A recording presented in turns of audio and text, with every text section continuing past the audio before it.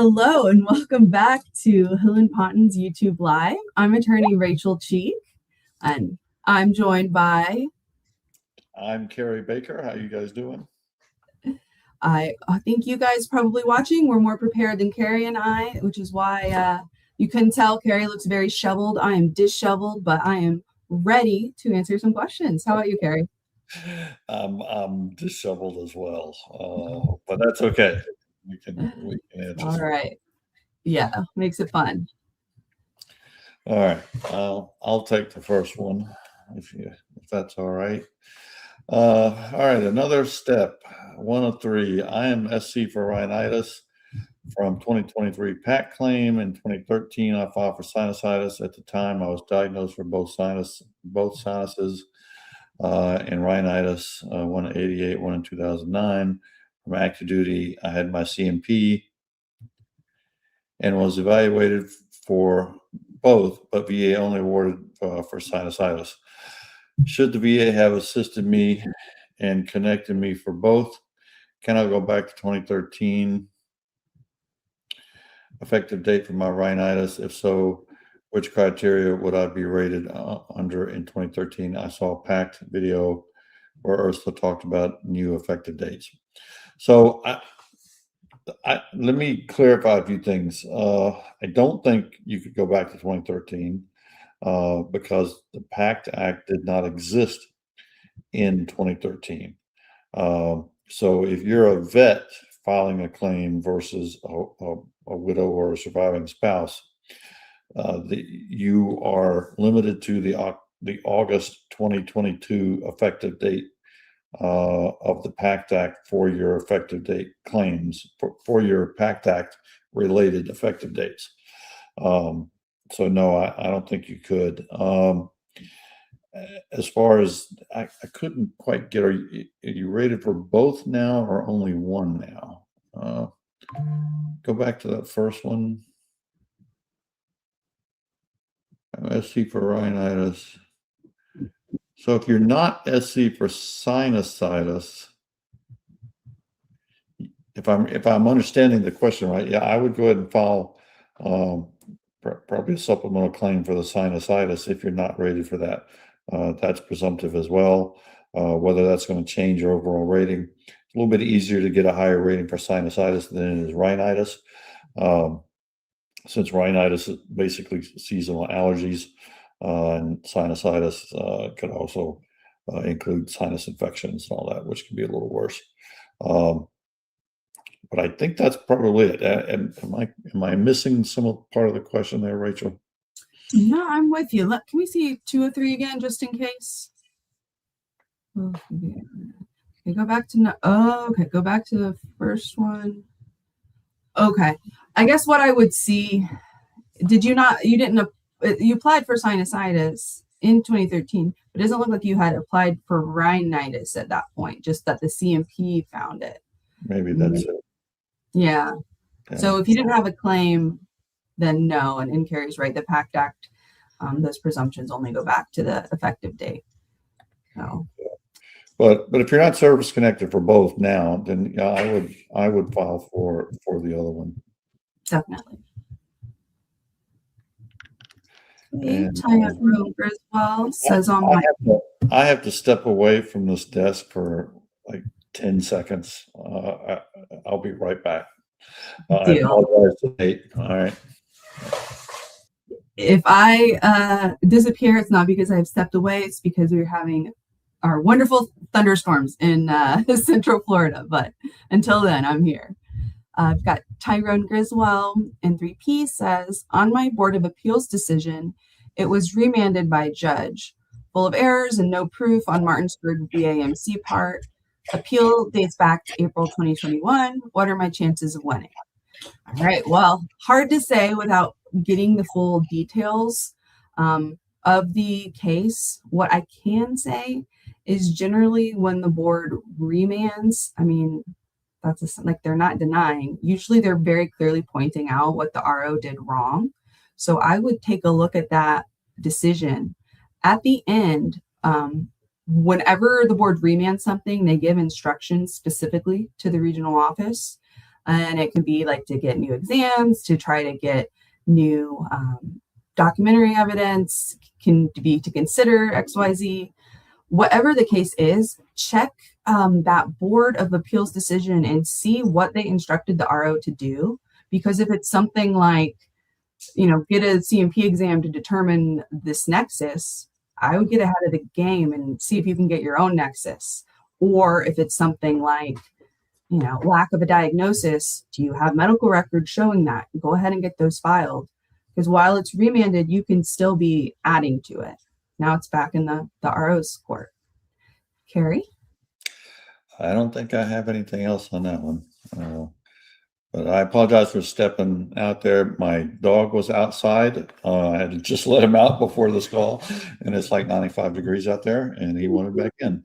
And he's a big dog, so he needed back in. We appreciate that. All right. LJ Buncombe. I might be messing that up. I'm 100% January 2025 scheduler, 100% TDIU, March 2018, P&T on both. Which date would be used for DIC if I pass before my spouse? That would be your TDIU date. All right, you just have to be receiving benefits at the 100% rate. If you're talking about the 10-year rule, does not have to be a scheduler 100%. It can be 100% with TDIU. So the 2018 date is what counts there. That was easy. BB Consulting 2019 says veteran had 4 years honorable service with injuries. Next 4 years were OTH. Years later, veteran is submitting new claim, but VA denied claim 1979 OTH other than honorable, without a review of the honorable period. Is this a Q by the VA? Thank you. I don't know. What do you think, Kerry? Hard to say Q without seeing all the facts. It does look like an error to me. No, you're right. It depends. Could it be a Q? Sure. If they did not consider the honorable period and the honorable period undebatably establishes service connection, and that would really be the question. That would be unlikely because one Q is just very difficult to win in the first place. But look, they could have just looked at your other honorable period, wrote you out for bad paper, and not even considered the honorable period. VAs, especially years ago, they used to do that all the time, and just forget that you could have more than one period of service. So yeah, it would be worth having somebody that understood what a Q was, at least take a look at it, and find out. But yeah, it's no way to know with what we see here.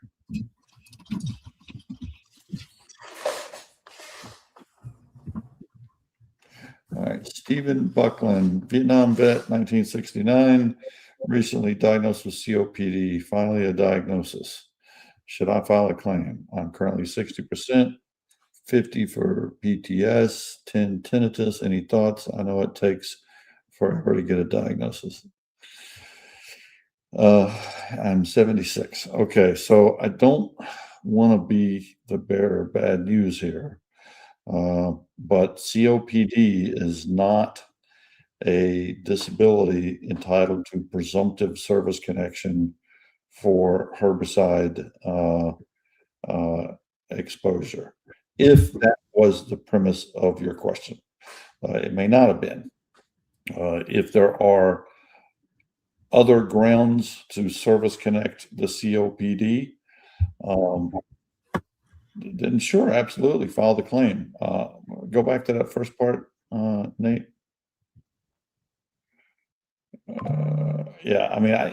You don't say there what the basis of the claim is. The diagnosis is one part, but you got to have something in service to link it to. So it could be something else like asbestos or whatever be a number of things, but not that you couldn't get it on the herbicide agents, but that is not something I've really been successful at with herbicides. And believe me, I think I know my herbicide claims, and that is not one that that I like to even try these days because it's exceptionally difficult. Mhm. Oh, heart disease. Well, heart disease, that's a different story. Heart disease can be presumptive for herbicide agents. If you're saying the COPD is related to heart disease, then yeah, you would, if there's a link between the heart disease and the COPD, then that would be a way to claim that. Medically, I don't know if that's the case, but I can't say that it's not. So, yeah. Yeah, I agree with Kerry. Presumption, it's very hard whenever you're just relying on a presumption, especially if it's not one that's like actually in the listings. But yes, there could be ways to secondary connect it, as well as like alternate exposures that you had during service. You know, what was your job? Were you on different asbestos? You're on different inhalational things you're breathing in. It's important for them to consider that. And then I also want to address that first part of your question, which I think was basically like, is it worth filing a claim? And to which I think we'd probably both say, you know, if it's a disability related to service, it causes you functional impairment. Hell yeah, it's worth filing a claim. Sorry, I didn't mean to swear on here, but Swear away. yeah, trust me, the VA will make you want to. But you know, if it's benefits that you're entitled to, it's something that causes you problems, file. Yeah, it's worth it.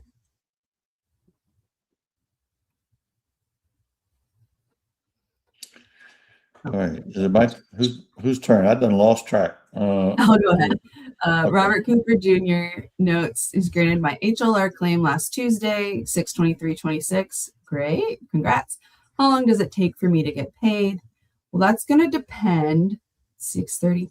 Usually within like a week, they will release the payment, but that's going to depend. Do you have a direct deposit account assigned, like set up with the VA? Because if you don't, I believe they have to send a check, and then that can take a while.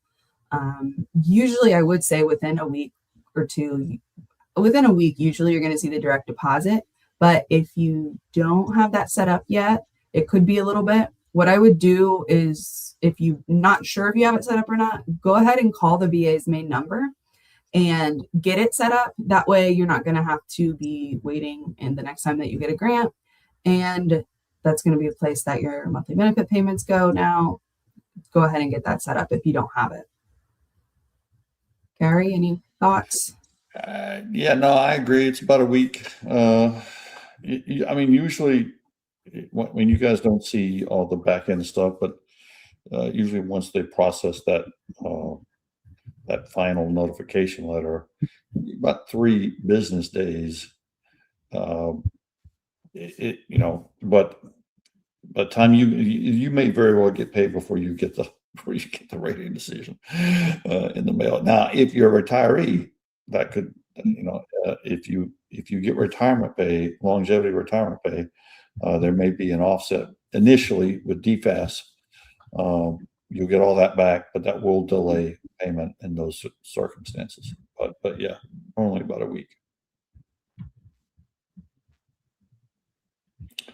Wally Struntz. I received a call from higher level review where they tell me if they sided with me or agents or against me, I guess, at that time.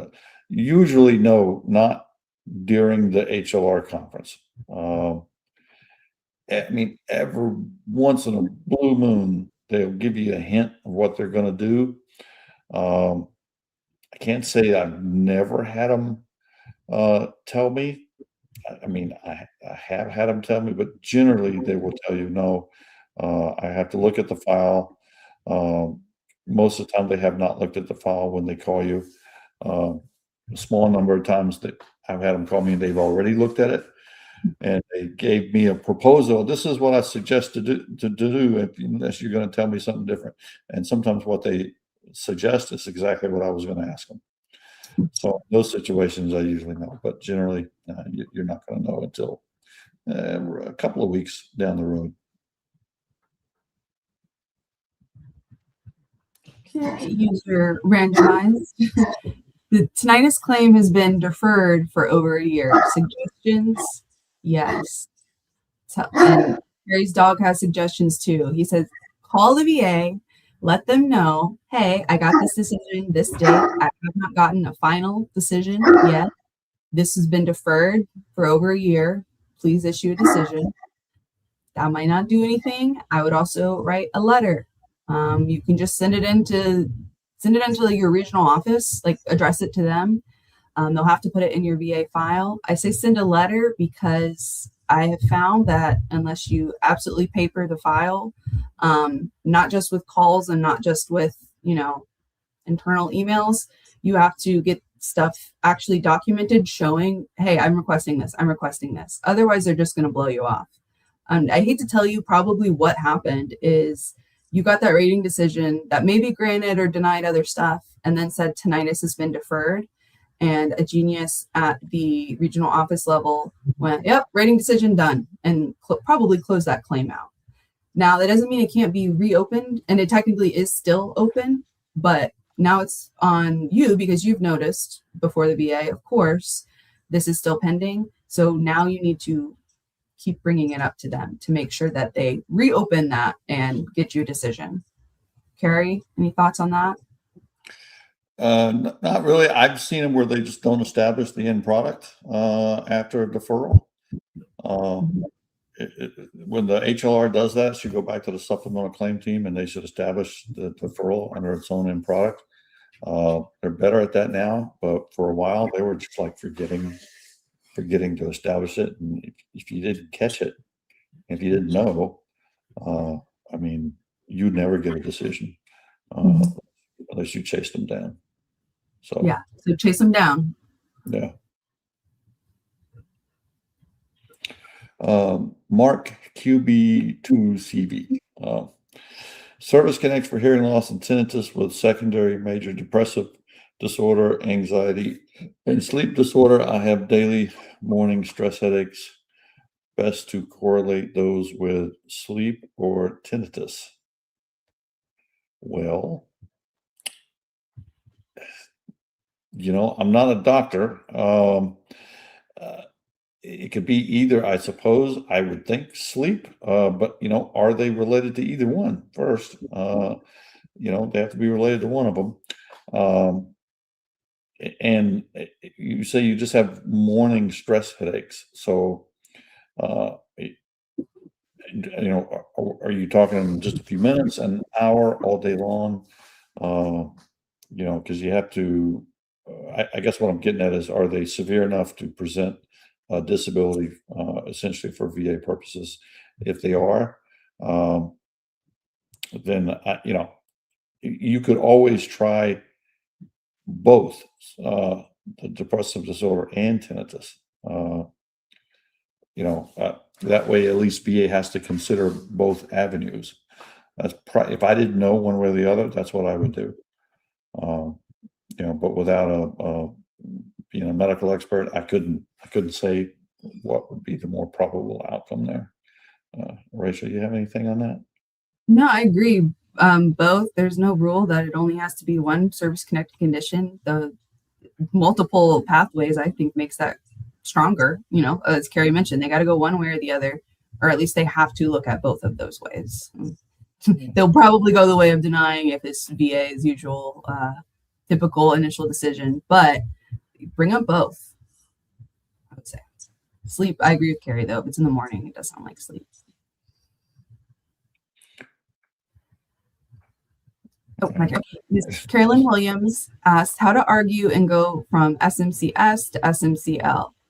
Ooh, okay. Well, you came to the right place. And be prepared. Me and Kerry get on SMC. I think this question might be a little more simple, though. There's different bases.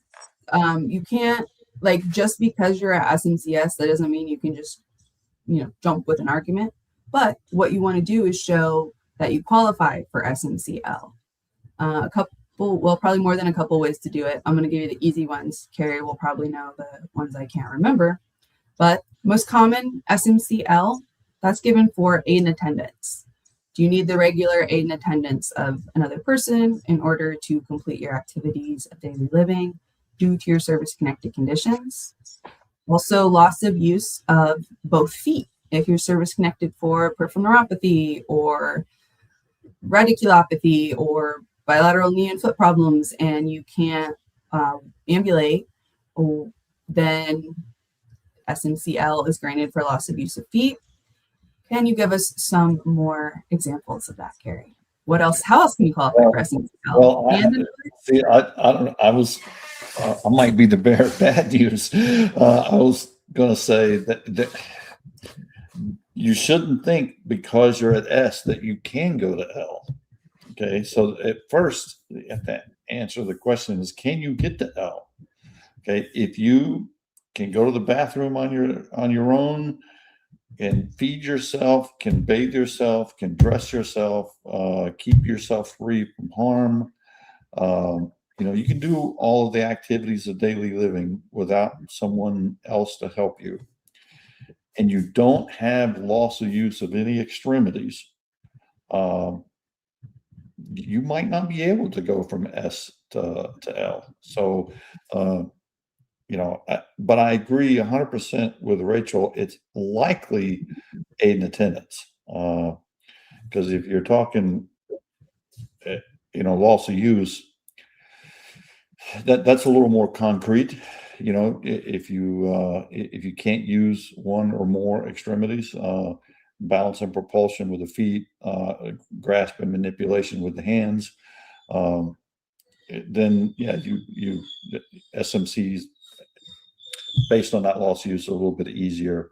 But at the same time, it really depends on what you're getting SMCS for, and whether it can go. But I would say A&A is probably the most traveled path.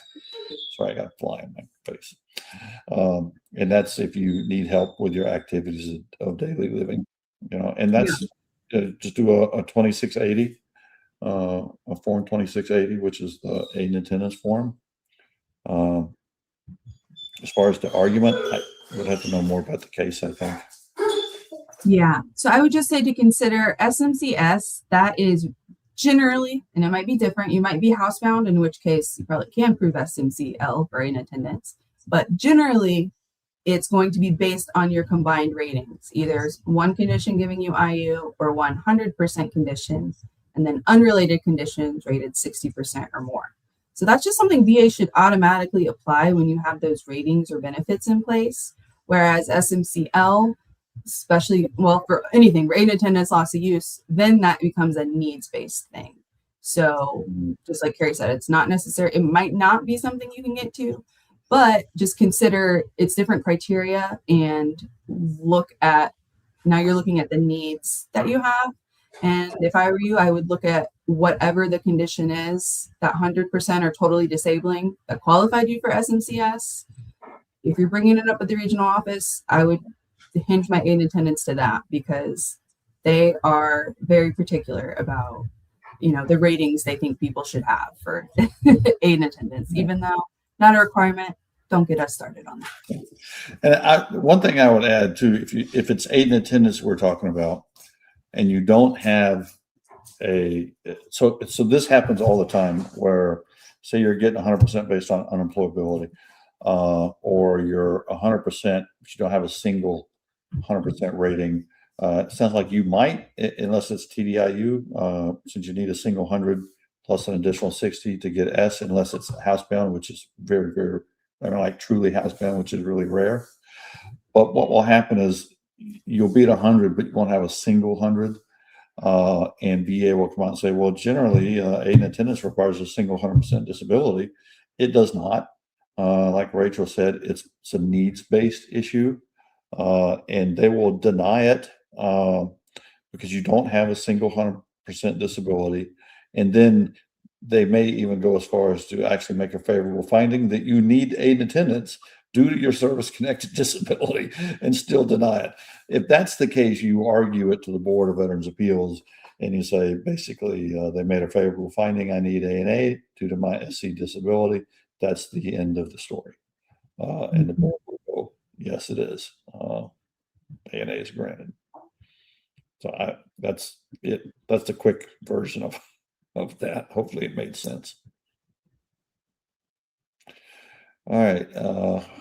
I'm not even going to say that name. 1 and 2 SMCT awarded after 2.5 years of fighting, but the effective date is wrong. Well, congratulations first.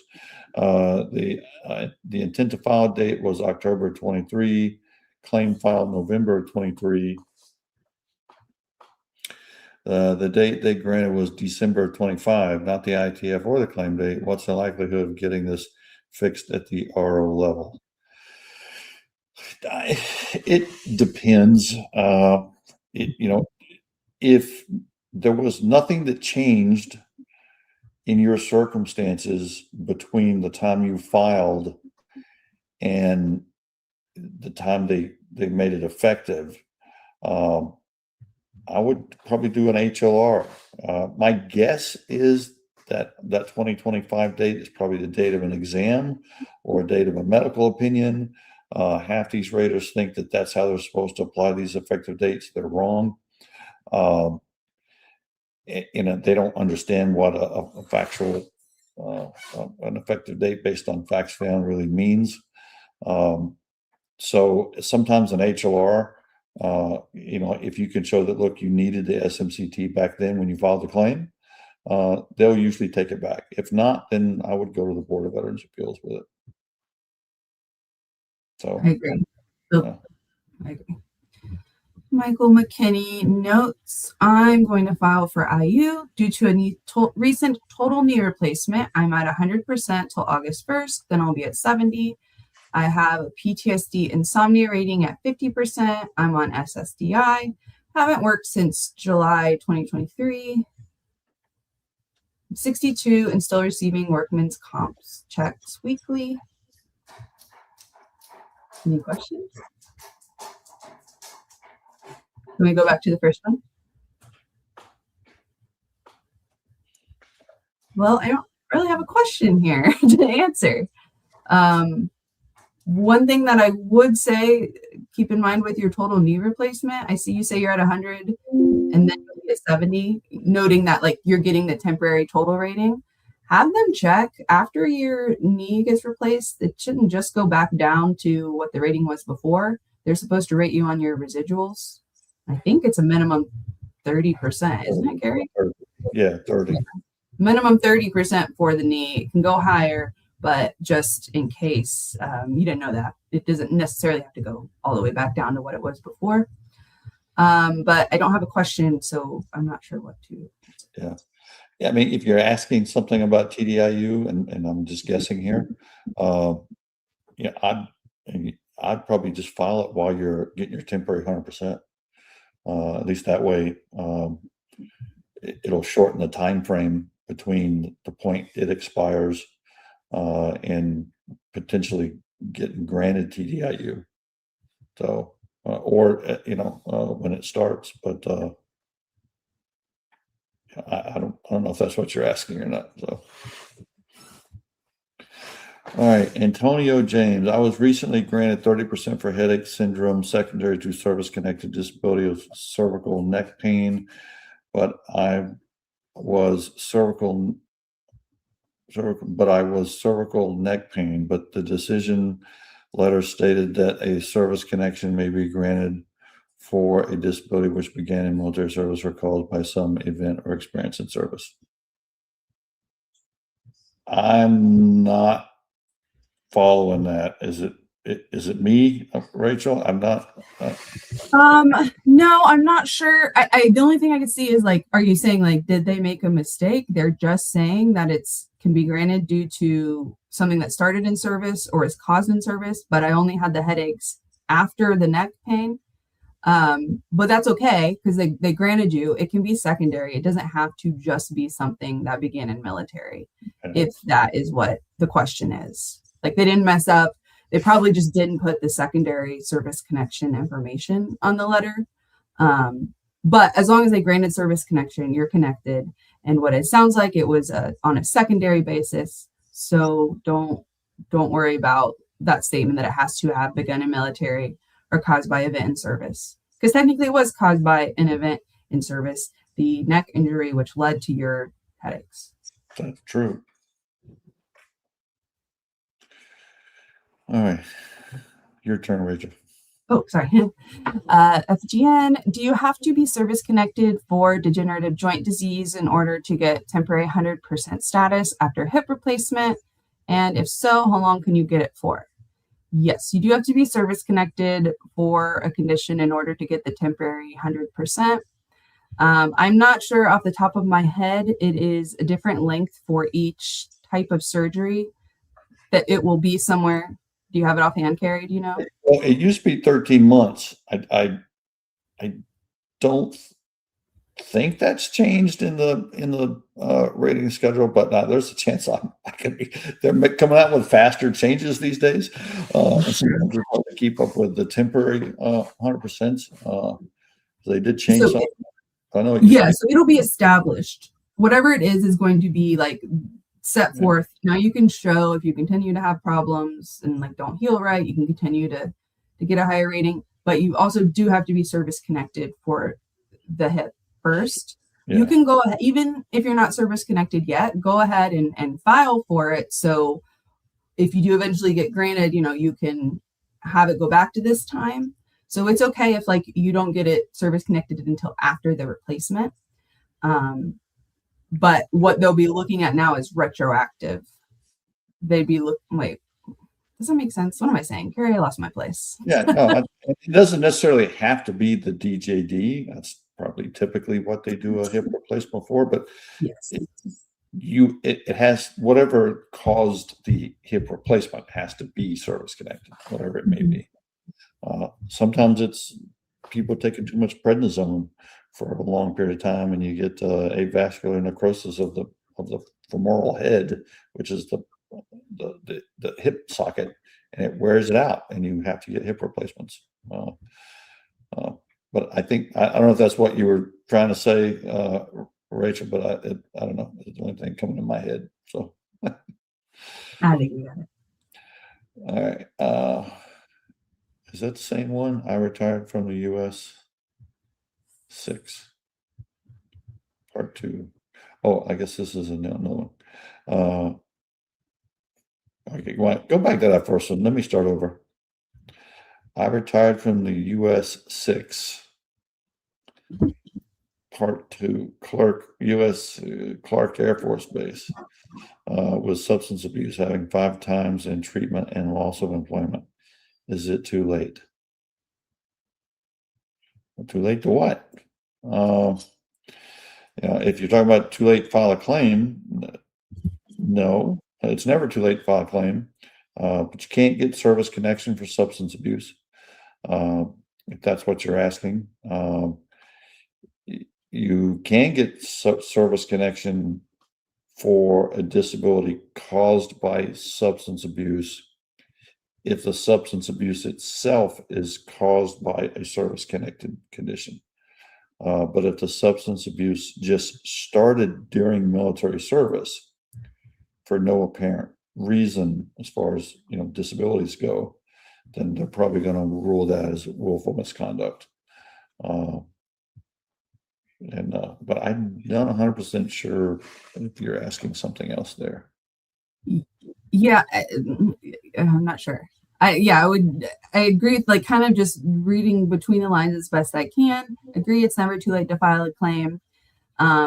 Substance abuse itself can't be connected, but substance use disorder caused by, like Kerry said, maybe a mental health condition that started during service. A lot of times we'll see veterans who had PTSD stressors during service or some other kind of traumatic event, or an onset of disease, and then the substance abuse is the only like symptom of that gets noted or documented.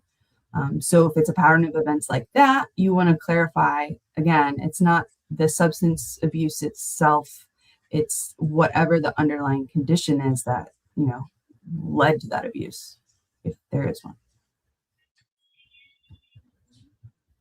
Okay, James G said, I got diagnosed with pericarditis in the ER. Is that claimable? Also diagnosed with high blood pressure. Is taking high blood pressure medicine enough to show you have hypertension? Part 1. How does it work for the PACT Act or TERA? I don't smoke, drink, or do drugs. I deployed twice. I guess PACT Act is Persian Gulf. Also, my dad passed away from sudden cardiac arrest. No one has heart issues. Okay, so go back to the beginning. Oh, we got a third part. Sleep apnea connected at 0%. PTSD with insomnia at 50. I worked around multiple types of aircraft. Not the question, I think. Well, first of all, I hope that was a typo for sleep apnea at 0%. Because if you are persistently tired during the day, you should have at least a 30% rating for your sleep apnea, 50% if you use a CPAP. So let's go back to the actual question. You worked around multiple types of aircraft. So first you want to make sure that VA has made that acknowledgement. There's maybe look back to rating decisions. Have they made a favorable finding about your exposure? If not, you're going to want to do a statement and talk about that type of exposure. Hypertension, I'm kind of taking these out of order. Hypertension, just a diagnosis is enough. You don't have to even be on medication as long as you've been diagnosed with it. But yeah, the fact that you've been given medication definitely indicates that. Pericarditis, I'm not a doctor, but I would think any kind of heart condition is going to be claimable. Depends on how that started. But if you have hypertension, that can cause a lot of heart problems. I would say file for like cardiovascular disability and hypertension. What do you think, Kerry? Yeah, I think so. Now, here's the thing, you mentioned the PACT Act. If you're asking, would you file it because of your deployments and due to the PACT Act, blood pressure problems and pericarditis, those are not presumptive for PACT Act. So you're going to have potentially a problem there. However, high blood pressure is notoriously caused by obstructive sleep apnea. That's one of the dangers of having obstructive sleep apnea long term, is that it causes cardiovascular problems.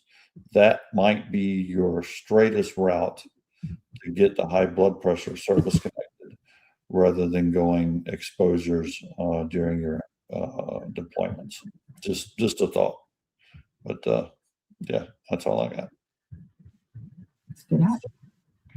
All right, Grace Smith, would or could Kerry explain 1173 for toxic exposure?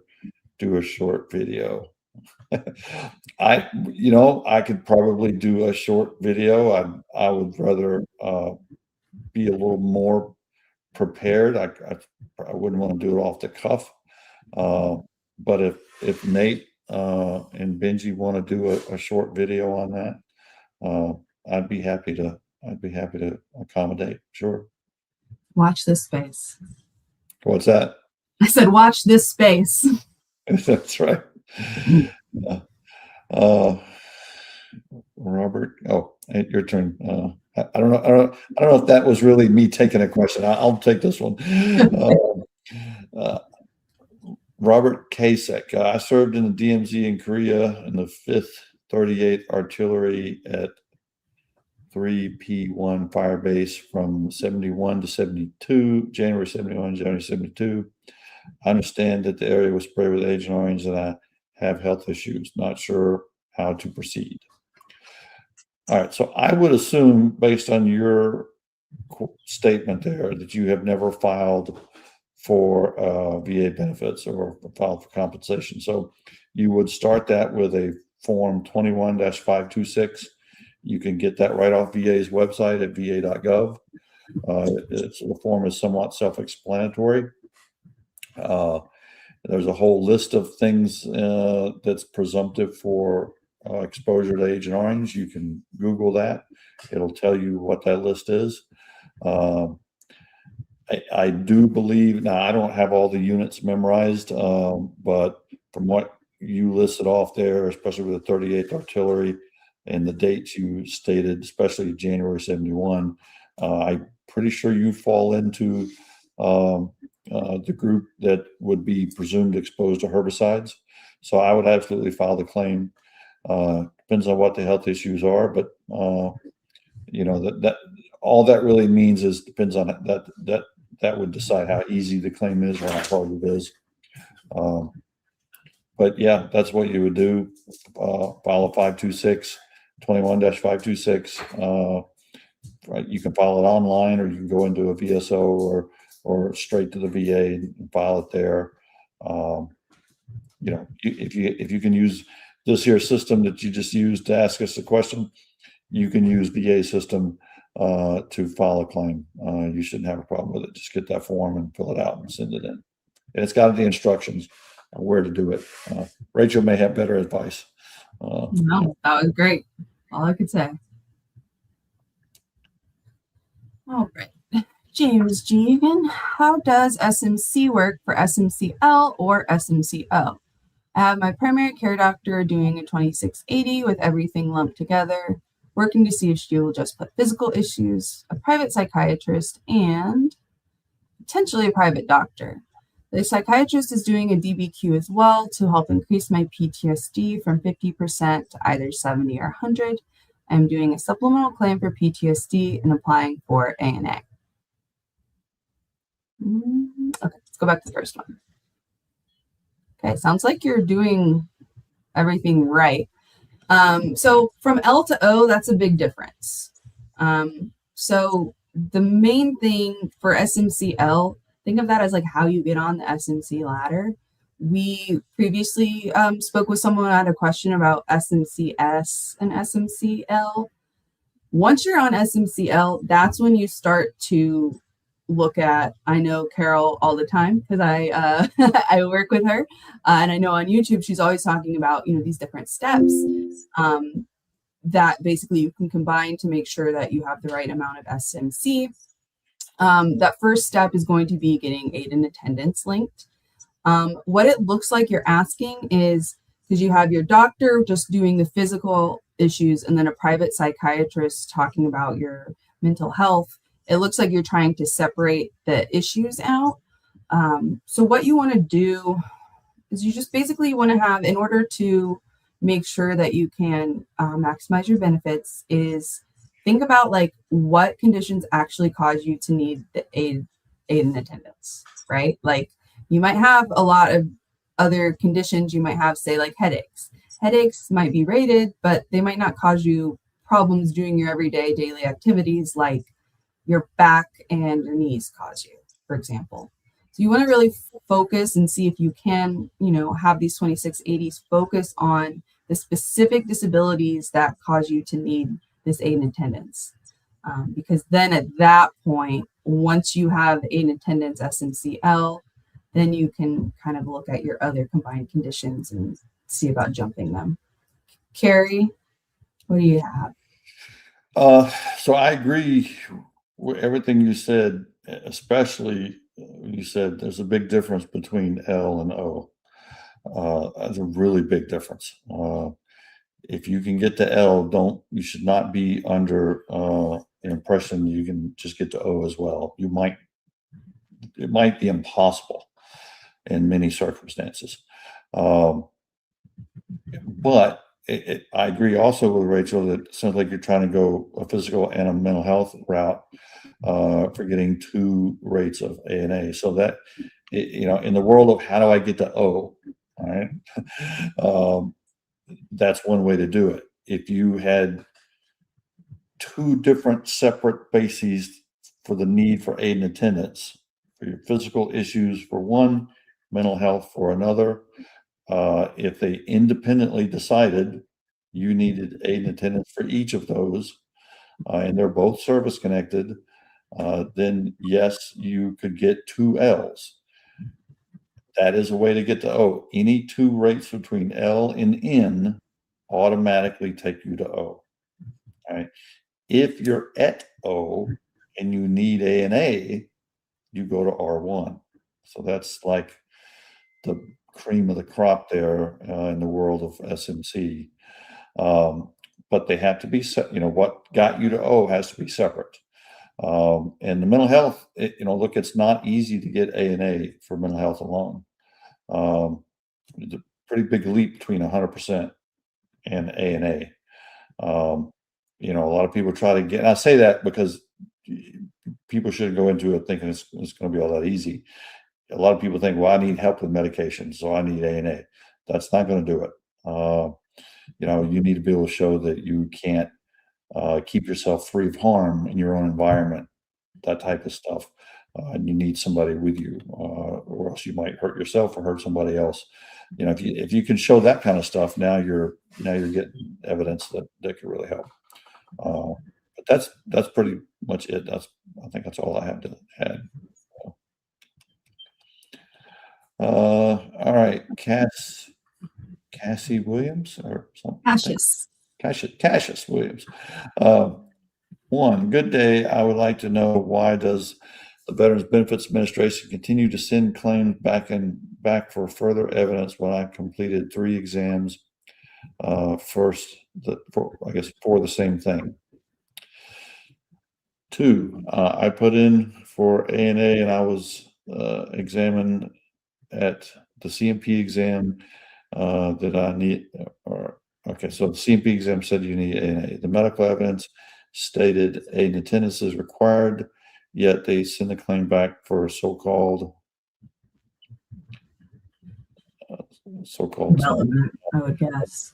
Just received 100% rating for TBI residuals, depression, and still not receiving on an attendance. It's been since December going through a CMP exam. I feel like it's stalling. Stalling tactics to find a bad medical opinion to deny my claim. What is your thoughts and what's the next step? Okay, so you are potentially right. I hate to say that. It could be stalling to get a bad opinion to deny the claim. Now, most people in VA are not going to do that. And I would say most of the time, it's not because they absolutely want to deny the claim. Most of the time, it's lack of training, misunderstanding stuff, being afraid to pull the trigger on a rating decision that's going to grant a lot of benefits, and going overboard and trying to dot every I and cross every T so that they don't get in trouble. That's probably more of it than anything else, or a combination of those things. Unfortunately, VA has the discretion to get another exam if they can justify their reason for doing so. Even our own clients, end up getting exam after exam, and there's not a lot we can do about it. Because if you don't show up for the exam, well, then they're probably going to deny your case. So you have to play their game. If you have favorable evidence, and if it doesn't go your way, you got to use that favorable evidence to your benefit. I would be curious, did they just not address the ANA yet, or they just did not address the ANA? And do you have another issue still pending? You may have said something about that, but I'm not sure.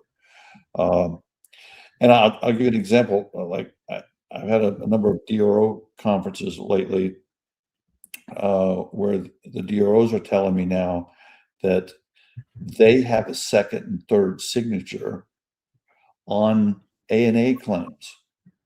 Okay. Now that's a first for me. I've been doing this a while. That means they're being watched just to grant ANA. The problem with that, and it's a big problem, in my opinion, is the people doing the second, third signatures are not designated DROs. And that's important because the statute and the regulation give DROs de novo review authority. not some coach, some supervisor. It's that DRO that's got de novo review authority, not who's signing that, but so not to get into the weeds on the law on that, but there's major problems on that in my opinion. So if second and third signatures, meaning somebody else has to agree with them, you can rest assured that the frontline rater is. And that's probably why a lot of them are trying to over dot every I and over cross every T.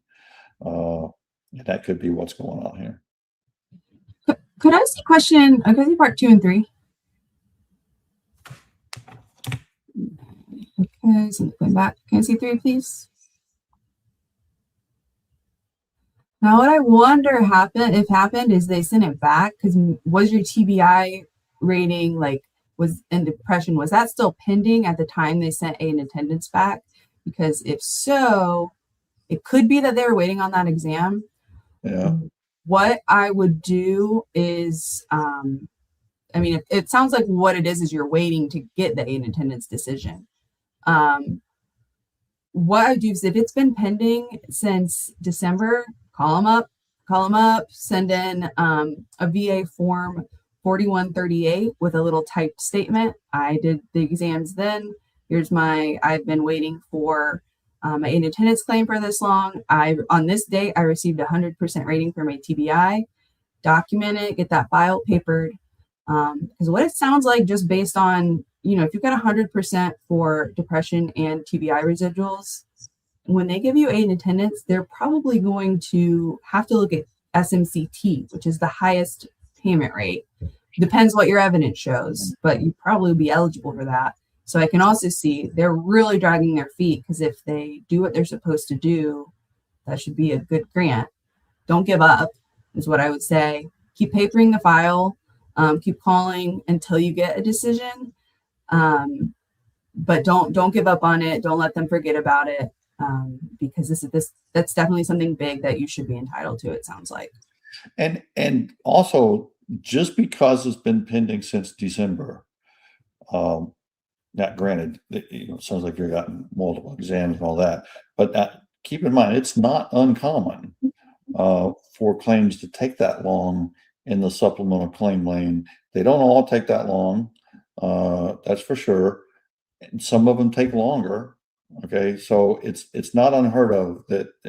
I wouldn't be thinking raising red flags that they've lost it or something just because it's been pending since that long. I've seen several lately that's 8 months, 10 months, 12 months, a little longer than normal, but it does happen. So don't get too worried about that length of time. It sounds like what they're doing here is probably a little bit more to be concerned about. Yeah. But what I would do is set a reminder on your phone, on your calendar every month to check back in. Because they lose stuff. Keep checking in with them. That's what we literally do that at our firm. We have reminders pop up to follow up because they're not always going to follow up if they lose it. Not that they're sorry, I don't want to scare you. Kerry's right. I don't want to scare you that they're losing. 6 months is, especially for in attendance, that is normal. But it also is the time that I would start being like, hey, remember this? Remember this claim? Because that's a big deal. When you call that toll-free number, they are supposed to annotate it in your file. Yeah, but they don't always. That's what we said. File that form too. No. Inquiring. I think that was our last question. Oh, we're gonna do one more. Well, there's one more popped up. If we can do a speed, can we do it in 3 minutes? E6 actual. I think you did that last one, so I can't remember. But anyway, decision was issued prior to VA receiving the DBQ they ordered. Really? Decision issued June 10th, but the Zoom mental health CMP was held June the 11th, and LSGS did not send it until the 26th. Yeah, that's strange. And I'm assuming it was the same issue. So that would be one question I would have so the decision that you received is the same thing you were examined for. Let's say that's true. and let's say the decision denied the case.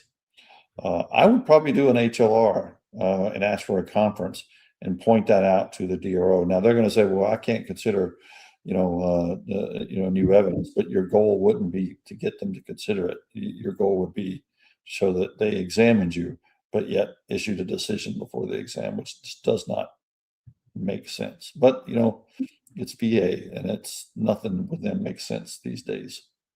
Very true. All right. I think that really was our last question. Thank you guys for tuning in. Thank you, Kerry, for joining both of us last minute, but hopefully we got some good answers in. Don't forget to tune in next time. Check out the YouTube channel. You served your country, and now another challenge awaits. Getting the VA disability benefits you've earned. Too many veterans face endless delays and denials, and they shouldn't have to. At Hill & Ponton, we know the system and how to fight for you. Scan now to download The Road to VA Compensation Benefits, a free guide from Hill & Ponton, trusted VA disability attorneys. For over 30 years, we've helped veterans secure the benefits they deserve. Our free guide helps you avoid common mistakes and know when to call for backup. Scan now or visit hillandponton.com.